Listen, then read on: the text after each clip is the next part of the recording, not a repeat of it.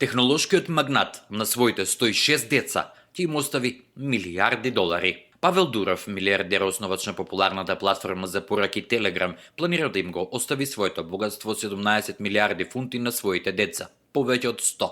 Се верува дека Дуров, кој има 6 деца со 3 различни партнерки, станал татко на уште околу 100 деца со донирање сперматозоиди на бројни парови во дури 12 држави.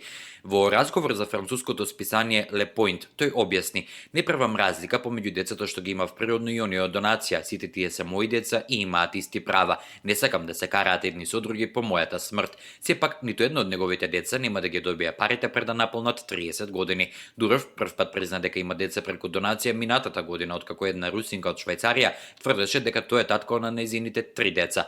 Телеграм со повеќе од милиарда активни корисници месечно го прави Дуров еден од најпознатите технолошки претприемачи во Русија.